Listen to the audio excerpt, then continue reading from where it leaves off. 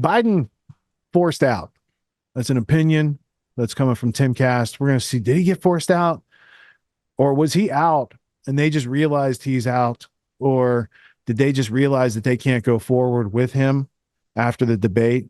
Or did they set him up at the debate to fail so they could get rid of him, so they could get a real candidate in there? But first they got to give Kamala at least a couple months. And then whatever happens, happens. I don't know. She'll have to step down for something, or Willie Brown videos will come out, or Montel Jordan would have been cooler. Montel Williams videos could drop out there. I don't know. Top Democrats threatened to forcibly remove Biden from office unless he dropped out, set him up to fail at Trump debate, sources say. Harris secures enough delegates to clinch Democratic nomination. If the news is true that Joe Biden is dead or dying, Kamala Harris may be sworn in as president. And if she is, I think it's likely that she doesn't run. People have said if they're going to pull Joe Biden out, how do they get past Kamala Harris? Kamala Harris can't win. Joe Biden suffers a medical episode. He cannot be president anymore. Kamala Harris becomes the president and says, as much as it is my passion and dream to run for re-election, I cannot, in good conscience, pick up the slack for a nation in emergency and create and run a campaign for an election. I think it's very likely that she loses based on the merits. That being said, we know that shadow campaigns are a component of Democratic planning, and there's a strong possibility that we ain't seen nothing yet. The polls have Trump up 2 points on Kamala Harris. She is younger than Donald Trump and Joe Biden. And now all of a sudden you're hearing Trump is too old. He's too old. Kamala Harris is 59. She's the candidate for us. I love this about Democrats. They're like, we don't need democracy. The political elites can choose our candidate for us. Right. Well, that was the game plan. What if the truth is Joe Biden's actually sitting at home in a rocking chair, really did call in a Kamala Harris's campaign, and they're just telling him, you're going to say what we tell you to say or else. Or what if? The other direction. They said, Biden, you will drop out or else. And Biden went, then or else. And then he suffers a stroke. I don't know. I think it's very probable Kamala Harris is the presumptive nominee now. I love, there's a meme. You guys get it.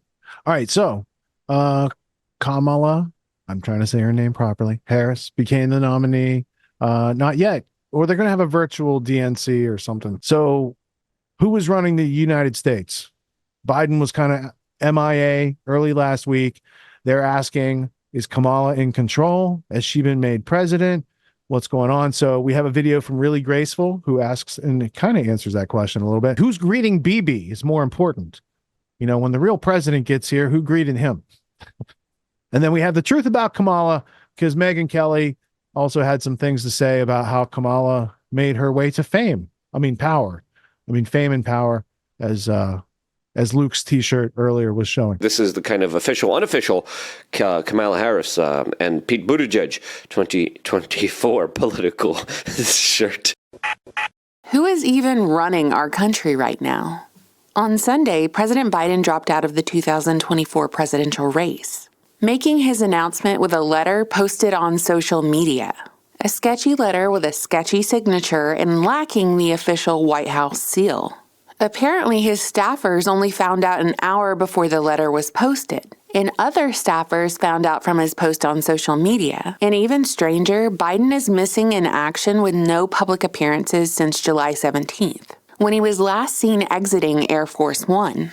No mainstream media dares to touch the implication that if Biden isn't fit enough to run for office, is he even fit enough to finish out his term? Now, there are a ton of rumors swirling paired with anonymous accounts that Biden is either quickly declining or has expired entirely. Over the course of the last 3 days, the entire Democratic Party has shifted and restructured without a word from the sitting president of the United States. Kamala has secured delegates, endorsements, and opened up the gates for floods of donations to her campaign. Last night, Biden allegedly called into Kamala's campaign event.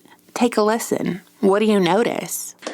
It is so good to hear our president's voice. Joe, I know you're still on the call, and we've been talking every day. You guys heard it from Doug's voice. We love Joe and Jill. We really do.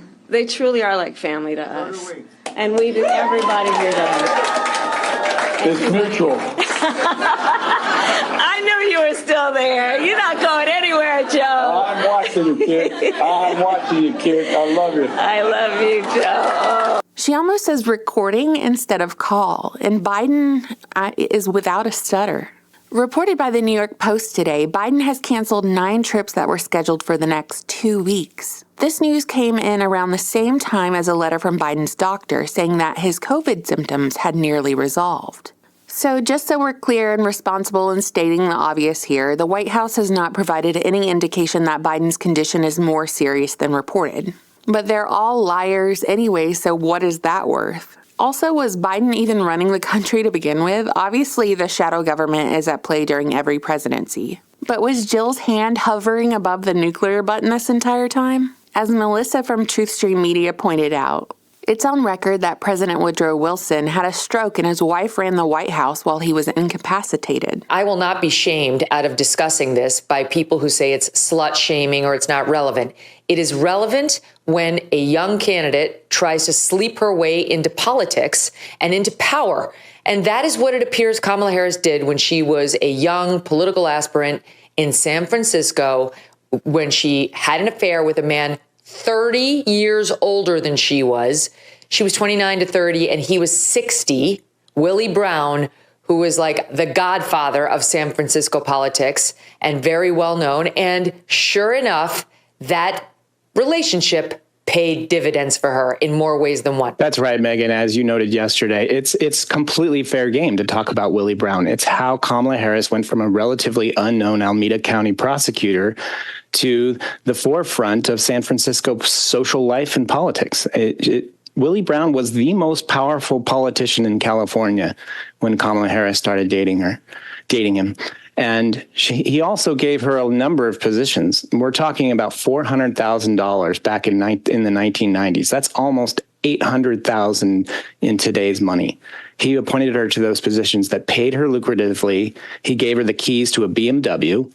And he went around the most powerful and most wealthy circles of San Francisco and California politics with Kamala Harris on his arm, opening up the doors to her professional and political future. Again, she was 30 years old.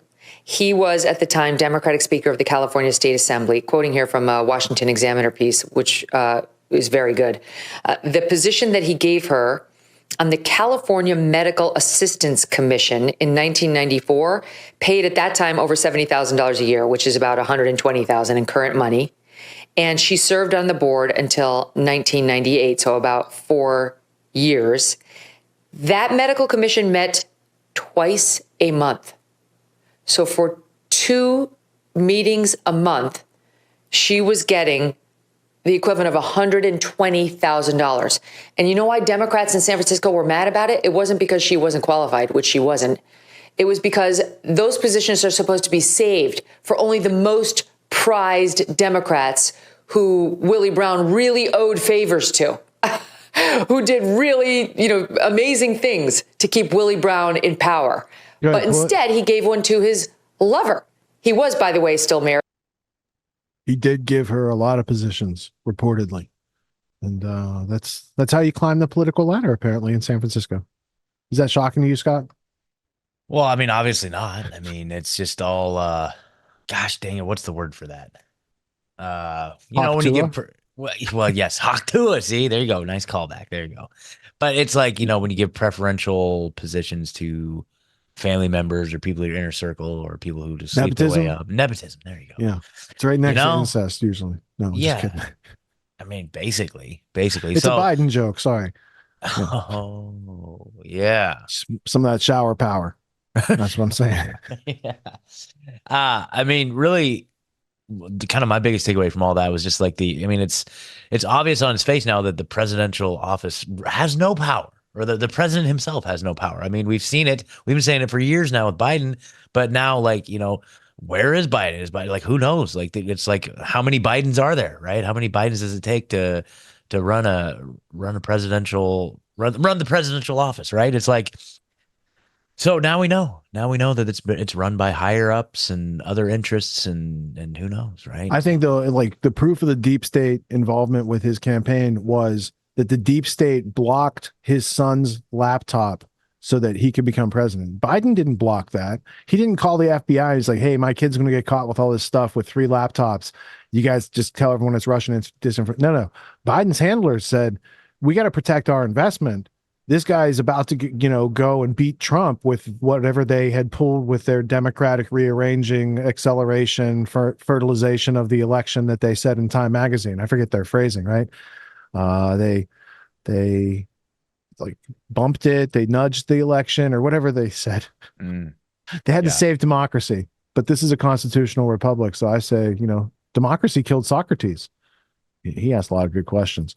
So anyway, in this milieu of Kamala Harris now coming in, like that whole Biden calling into her campaign call, and she almost said it was a recording. Like that's probably AI Biden. That does not sound like live daytime Joe Biden that we've heard anytime in the near history. So that tells you like there's a good degree of acting on her part to just be like, remember not to say recording. Exactly. Here's the script and don't say recording, whatever you do. Jeez. Yeah. She almost blew it. She almost Willie Browned it. Yep. I mean, I'd be really curious to know. I mean, AI is getting good these days, man. I can't even imagine what it's going to be like 5 years from now. It's just, we're entering a very crazy time. But, Biden gave that speech or whatever earlier in the week, discussing him, dropping out of the campaign race and everything. And I heard a lot of people doing analysis of they said his finger was jumping around a little bit. And there was spots where you could see the alpha key was kind of glitching out in certain places where there was a green screen. I couldn't really zero in on any of that stuff, but apparently there appeared especially in light of they have that technology, people were definitely scrutinizing things maybe beyond a point of reality, but it's a legit question to ask. Oh, absolutely. Is that really him? And he didn't do it live. I'm sure they pre-taped it. Did you look for cuts in it? Was there any edits? Did they have to, he read the teleprompter wrong?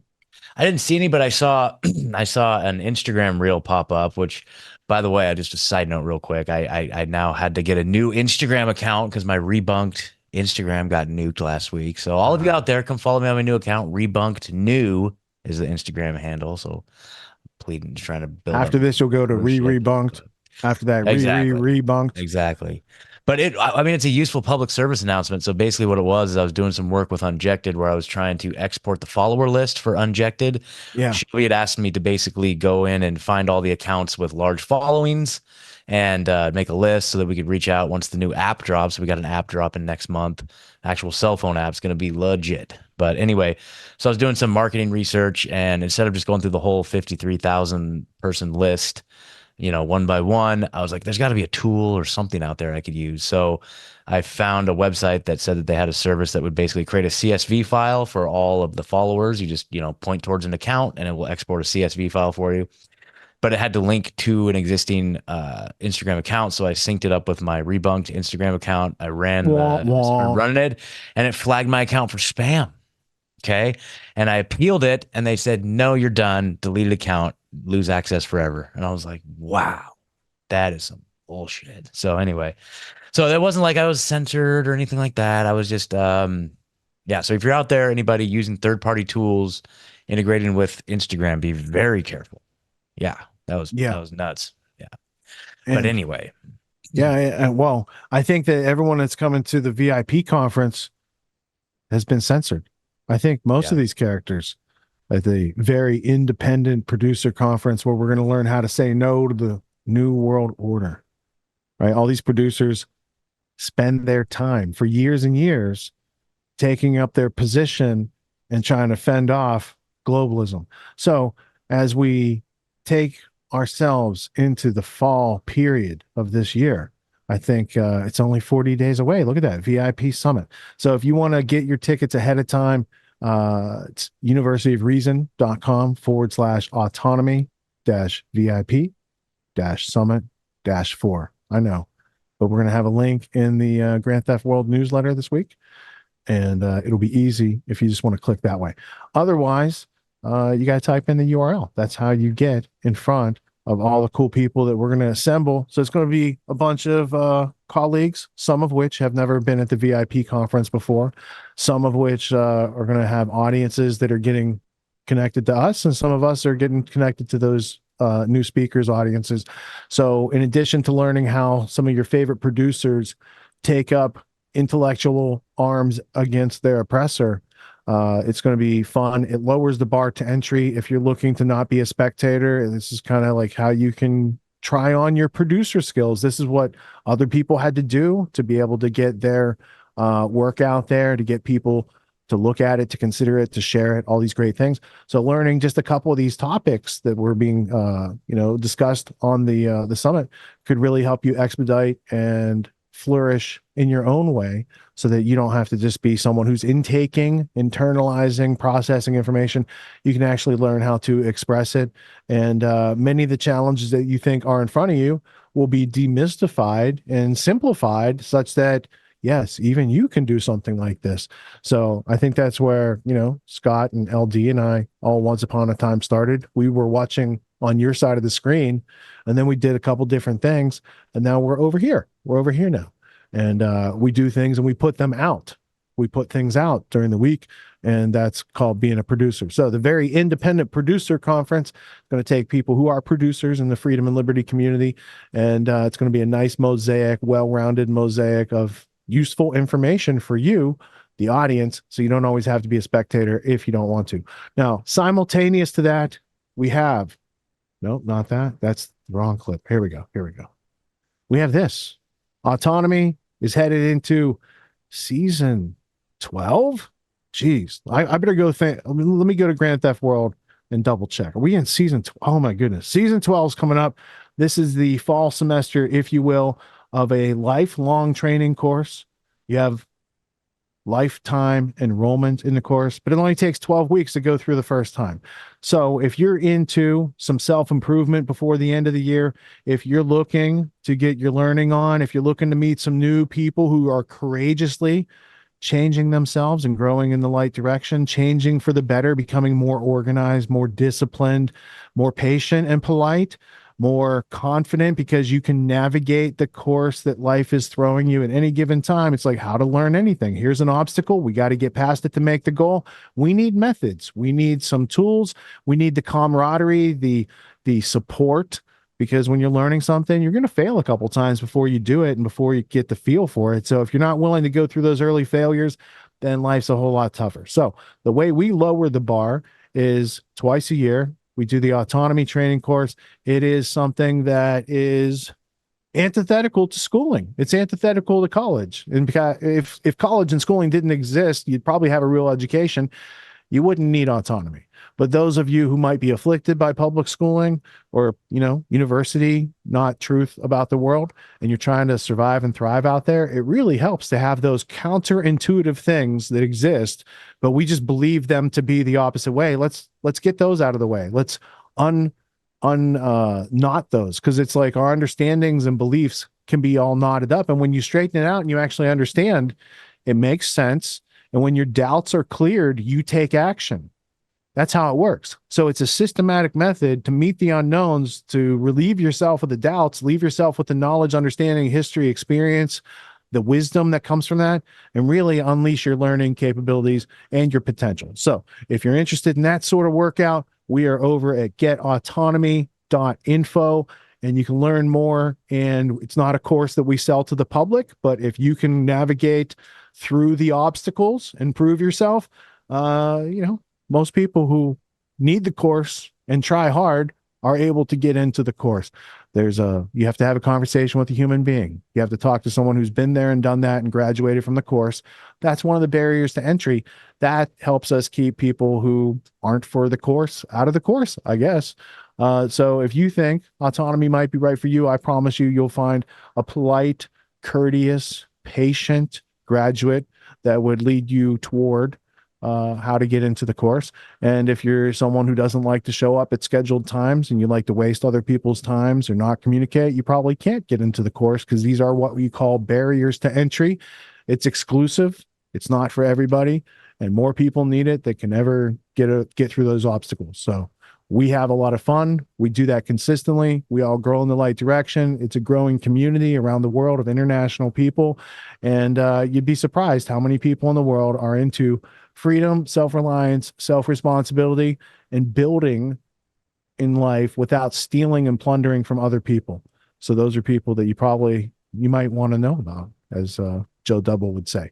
All right, now. Yeah, well, I was going to say real quick. Please. Let me jump in. Let me jump in because Yes. I, as a season 8 graduate, I had the fortune of going through and graduating season 8 of Autonomy, and for me, it was so interesting. And okay, so I was going to say, so if you know people in your life that maybe are looking for a change in their life, one of the things that was really beneficial for me was kind of seeing other like career options I wasn't even aware about, like copywriting. I was like, I don't even know what that is. Like if you like every single box and every single product, every single thing you see has writing on it. Somebody has to do that writing, and apparently they get paid a lot of money. So that was cool. I'm like, damn, that's like a whole thing I never even considered. So there's things that are presented to you in the course that you never even considered.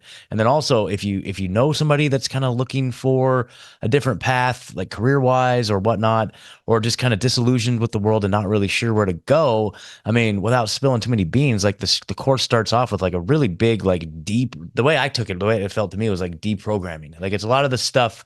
It's like we a talk mental about here, detox. but yeah, it's like the approach of like unschooling, like just like, okay, here's how the education system was a disservice to you.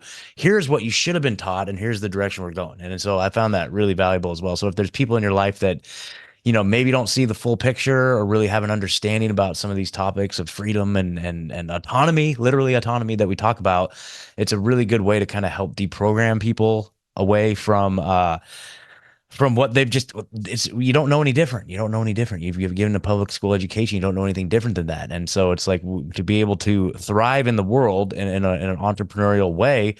I found myself going from like working in a clinical office job to now every single venture I'm involved with is entrepreneurial, which is like, was always a dream of mine. I drive down the street and I see all these stores and businesses, and I used to get frustrated because I was like, every single one of those started with a person having an idea to start a business, and I just couldn't understand how to bridge that gap between working an office job to starting a business. And I'm just so blessed and grateful that it kind of just materialized organically, and it all started with the podcast. I took a leap of faith with starting the podcast, and then everything, all of the revenue streams that I make now are all related to that in one degree or another. And I've kind of built this life, one on top of the other, one brick on top of the other, of more entrepreneurial projects. And so much of what I learned in autonomy applies to what I do like day in and day out. And so it kind of really did catapult me forward in all these endeavors in a lot of ways. And not only that, but the community. I've made so many friends and just like connections, and that's one of the huge values of it, is that it's this ongoing community that you can always have access to. And I'm not even going to spill the beans further, but there's also just so much value built into it. Like as you're walking out the door, you're left with like this, like it's almost like the cost of the course, right? And ways to pay for the cost of the course with some, hey, here's some things for you. So if you put in some effort, put in some take these skills and go use them in the real world, and it just pays for itself and then some. You know what I mean? And so I don't know, it was huge. And very grateful. So I definitely want to encourage everybody to go check it out and get through that obstacle course at least. That's a good challenge. I challenge all you guys to get through the obstacle course. Yeah, schooling was intentional, and so is your success, but schooling's not going to help you with that. So you got to fill in those gaps. And you had the discipline and self-responsibility, but you needed exposure to a little bit of knowledge, some methods, and a network of people doing the same thing. And then you're like, oh, the thing I do for my handyman business is really the same methodology I can do for all these other businesses. So not only are you improving your primary income, but you're getting all these ideas, and you have the mobility to go explore and attain and participate in those other projects. So that's really where I've seen you flourish in the past couple of years, because like you said, that was just like 2 years ago. Yeah, season really. 8. We're going into season 12. We do twice a year. That's I think I'm doing math correctly. Yeah, man, since I moved to Nashville, everything changed the second I got here. And I was applying for jobs, going back to being a drug and alcohol counselor, actually. So I was applying for jobs to go back into that clinical social worker world, that I'd been kicked out of in Oregon for not taking the shots, right? they told me they didn't want me around. So I was trying to get back into that. And I'm just imagining like a life of like being stuck in a cubicle, like, oh my God, like facilitating groups and stuff. And I get to do that in my spare time. I get to go to meetings and sponsor guys in my spare time. So it's not like I'm completely removed from that, but yeah, I don't know. It doesn't have to be your daily grind. No, and that's the whole thing. because there's nothing mandatory in the autonomy course. When you get in, it just really is saying you have a place and a position and you got a perspective. Here's more options. Here's other options on the menu that you didn't see. Here's other ways you could grow in the right direction and really make yourself better and stronger for your future endeavors and get these things lined up. But when you don't have a time and place to think through these things and then the tools to help you find these other options, it's at best overwhelming, and that just makes people quit. Because as soon as you get more freedom, there's going to be overwhelming options. Now you got to go back to your priorities. How do we whittle down what's important now, what's important next? And then you can express yourself in that freedom and it's not too overwhelming. But otherwise, if people don't have like a navigator, they would want to quit on themselves. And I think you're worth not quitting on. So Absolutely.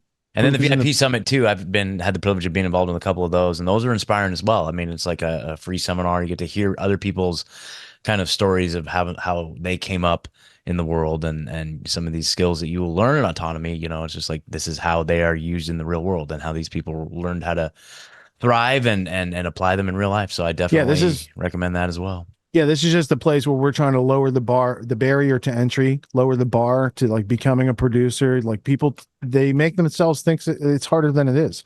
And there is hard work, but it's just not what you're scaring yourself out of not taking action about. So we want you to discover the hard work with us. Yeah. Yeah, it's amazing. Yeah.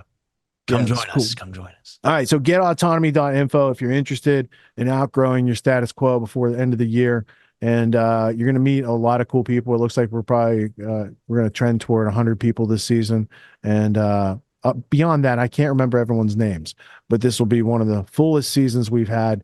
And just like every other season, the best season of autonomy is the one that you're in for the first time.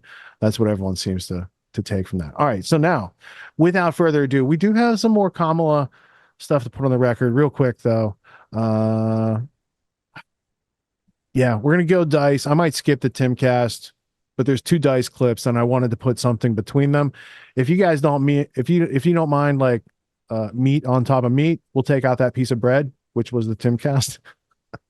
Just we'll give you a double-decker dice in this block. It's a DEI miracle. Kamala Harris has apparently earned enough delegate support to win the Democrat nomination. That is, unless there's another twist or turn to the story, before the virtual convention in early August, when the delegates actually placed their votes. Which is extremely bizarre because not only is she very unlikable, but many within her own party have serious doubts that she would be able to do any better than old Joe in November. And so they wanted an open convention where a bunch of different candidates battled out, or just have the delegates just vote for Gavin Newsom in order to try to win the election for the Democrats. But old Joe may have thrown a wrench in their plans. Stay tuned for that. And just a few days ago, Alexandria Ocasio-Cortez did an hour-long live stream on Instagram where she admitted that there's an obvious power struggle going on within the Democrat Party, and many of them wanted to get rid of old Joe and Kamala and then have the delegates at the convention anoint Gavin Newsom. But because of the ruthless power struggle going on within the Democrat Party, one of the factions threw a wrench in the plans of the other one. Because when somebody wrote this letter and then forged old Joe's name on it and posted it on his Twitter account saying that he was ending his re-election campaign on Sunday, there was no reference to endorsing Kamala Harris or any indication whatsoever that she would be taking over as the frontrunner for the DNC. And it was only a half an hour later that finally another tweet got posted saying that old Joe fully endorses Kamala to be the nominee of the party. And so it looks like this tweet was posted from another faction, which then completely derailed the plans to get rid of both of them, because if old Joe endorsed his VP, which wasn't the plan, that completely cut off the possibility or the likelihood of having an open primary, because the infighting within the Democrat Party would be so immense it would tear them apart. And here's another possibility. This could have been posted by loyal old Joe staffers who didn't want him to get forced out, and then they didn't want to go along with the open convention, and so they endorsed Kamala for him, or convinced him to endorse her, because then if she loses against Donald Trump because she is a bumbling buffoon, a laughing hyena, then it will cast doubt on the ones who were pushing old Joe to step down. If only Joe stayed in the race, maybe he could have pulled it off, they'll say.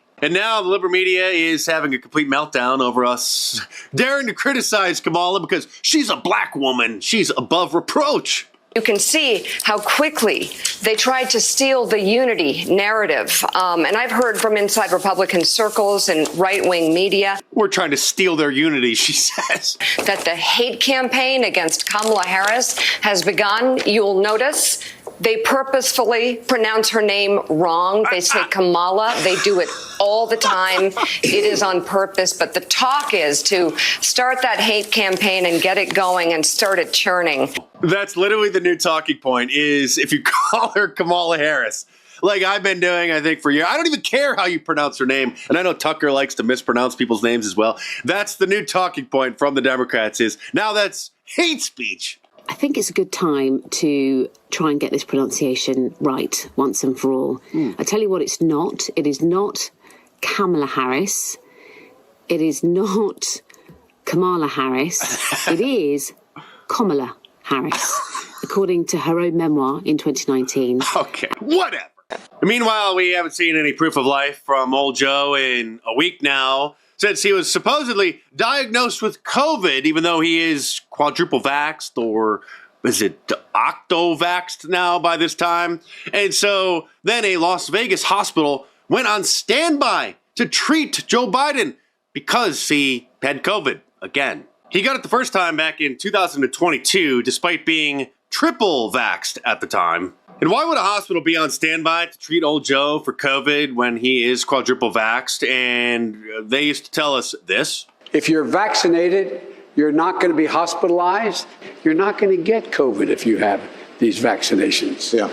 So there are rumors swirling from people that claim to have sources close to people at the hospital or close to the Las Vegas PD who say that something else happened here to old Joe. And so, of course, the internet's supposed fact checkers, the fact suppressors, pounced in order to denounce the unfounded rumor, which claims that old Joe had an undisclosed medical emergency in Vegas. I wouldn't be surprised if they used this fancy little device on him with a low dose of something, which was uncovered during the Operation Mockingbird hearings back in the mid-1970s. Take a look. There's no question about it. It was also for offensive reasons. No question. Have you brought with you some of those devices which would have enabled the CIA to use this poison for? We have indeed. For killing people? Or incapacitating them, or giving them minor strokes, mini strokes, or heart attacks. There it is. In a congressional hearing, the CIA's rumored frozen poison dart gun. Another conspiracy fact. The Operation Mockingbird assets are working overtime, not just trying to convince the American people that Kamala Harris is more than qualified for the job of president, but that she is amazing. She's a hero. And of course, one of her first campaign stops on her new mission to destroy America was to sit down with some drag queens from RuPaul's Drag Race, the drag queen competition reality show, because it's now mandatory for Democrat politicians to bow down and worship the Baphomets. People think Congress and government is all about leading people, but ultimately a lot of our politics is about following the public will. And the people who change what people think are artists and drag queens and the Hollywood propaganda outlets through the entertainment liaison offices, which are lobbying organizations which literally coerce and encourage Hollywood studios to create leftist propaganda into their projects. Because as Andrew Breitbart famously stated many years ago, politics is downstream from culture. So the Marxists targeted Hollywood and poisoned our culture so bad that it desensitized the general population to the things that we see now on a regular basis that 10, 15, 20 years ago would have caused a national outrage. Everyone's doing some kind of self-help these days, and you can find a million self-help courses out there. Most other courses out there are hosting lectures, They're hosting videos, they're maybe even doing Q&As, and these are great starting points to encourage learning. But at Autonomy, we believe that hands-on practice is the best way to really lock in what we're learning. There's no better way to gain confidence and mastery than through action. After each lecture, we practice the concepts we've learned with other students, giving and receiving feedback in a non-judgmental environment. The result is mastery of concepts like entrepreneurship, ethical sales, and self-reliance in an environment that directly translates to the real world. Plus, you make connections with other like-minded individuals who are learning right alongside you, and you have a lifetime membership in the community. The Autonomy course with Richard Grove equips you with confidence, competence, and courage in a world filled with confusion and noise. You can learn more at getautonomy.info. We'll see you there.